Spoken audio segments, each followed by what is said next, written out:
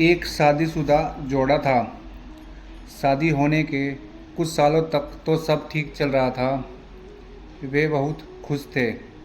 लेकिन जैसे जैसे समय बीतने लगा, इन पति पत्नी के जीवन से खुशियाँ कम होने लगी और उनकी जगह झगड़े, निराशा और दुख ने ले ली।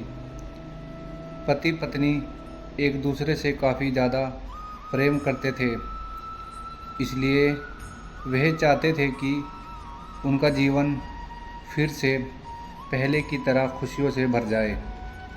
दोनों अपना जीवन पहले की तरह बनाने के लिए कोशिश करने लगे, लेकिन उनकी लाख कोशिशों के बावजूद उनका जीवन वैसा नहीं हो पा रहा था जैसा वो चाहते थे। जब ज़्यादा बड़ा बदलाव नहीं नज़र आया, तो दोनों ने अपने कुलगुरु के पास जाकर इस समस्या का समाधान पाने का निर्णय लिया। वे अपने कुलगुरु के पास पहुँचे और उन्हें अपनी समस्या के बारे में विस्तार से बताया। उनकी बात अच्छे से सुनने और समझने के बाद कुलगुरु ने उन्हें एक उपाय बताते हुए कहा कि अगर आप दोनों किसी ऐसे जोड़े की खोज लेते हो जो संपूर्ण रूप से खुश है, तो उसके कपड़े का एक टुकड़ा ले लेना। बस उसी दिन से आपका जीवन बदल जाएगा और आपको वैसा जीवन मिलेगा जैसा आप चाहते हैं। पति पत्नी इस उपाय को सुनकर खुश हो गए। उन्हें लगा ये अच्छा है, क्योंकि उन्हें ऐसे जोड़े को तलाश करने में ज़्यादा समय नहीं लगेगा जो पूरी तरह खुश हो, और साथ ही उन्हें थोड़ा घूमने का मौका भी मिल जाएगा। इस जोड़े ने सोचा, सबसे ज़्यादा सुखी जोड़ा वही हो सकता है जिनके पास धन धान्य की कमी ना हो। इसलिए उन्होंने सबसे पहले अपने राजा और रानी को मिलकर उनसे पूछना बेहतर समझा कि क्या वो संपूर्ण रूप से खुश भी है या नहीं। दोनों ने किसी तरह राजा और रानी को एक बार उनसे मिलने के लिए राजी कर लिया। जब वे दोनों राजा रानी को मिलने गए, तो उनका काफ़ी अच्छे से स्वागत किया गया और खाने पीने को भी अच्छे से अच्छा खाना खिलाया गया। वे दोनों राजा रानी के साथ में बैठे थे। तब मौका देखकर उन्होंने राजा रानी से पूछ लिया कि क्या वो अपने जीवन में खुश है। राजा रानी दोनों ने कहा, हाँ बिल्कुल, वे दोनों जीवन में खुश है। राजा रानी का जवाब सुनकर जोड़े को खुशी हुई, लेकिन फिर भी उन्होंने आगे बढ़कर पूछा, क्या आप दोनों पूरी तरह से खुश हो।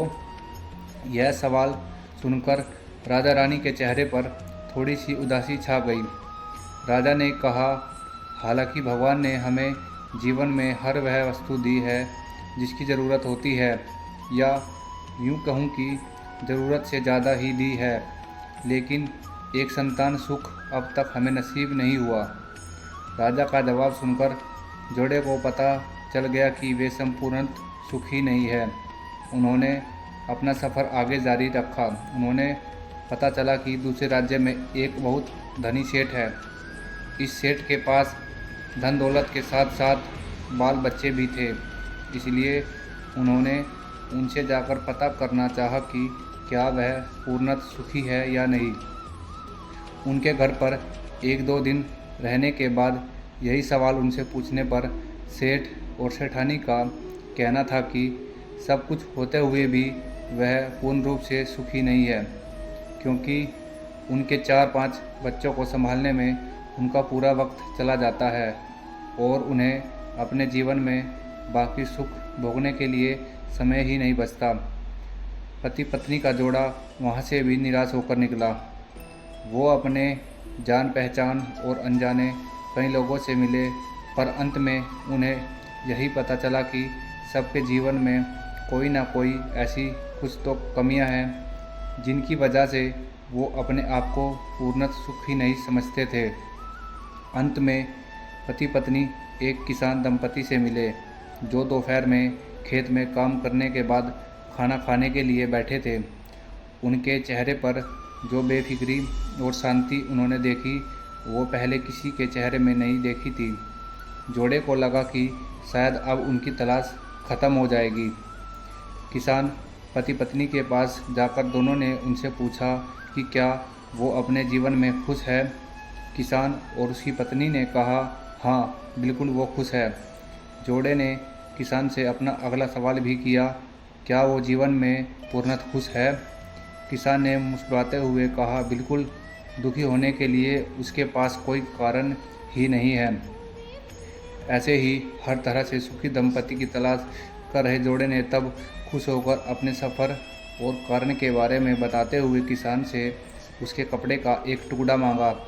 तब किसान चिंतित होकर बोला कि अगर उसके पास एक से ज़्यादा कपड़े होते तो वो ज़रूर उन्हें अपना कपड़ा फाड़ कर दे देता। इसका यह मतलब था कि किसान भी पूरी तरह से खुश नहीं था, क्योंकि उसको चिंता थी कि अगर उसका कपड़ा फट गया तो अगले दिन क्या पहनेगा। अपनी खोज में पूरी तरह असफल हो चुके पति पत्नी को आखिरकार ये समझ में आ गया कि पूर्णतः सुखी और खुश इस संसार में कोई भी नहीं है। ये हमारे विचार ही होते हैं जो हमें किसी वस्तु को लेकर सुखी या दुखी, खुश या नाखुश करते हैं। जैसे कि संतान ना होना किसी को दुखी करता है तो किसी को संतान है और वो शरारत करते हैं, ये विचार दुखी करते हैं।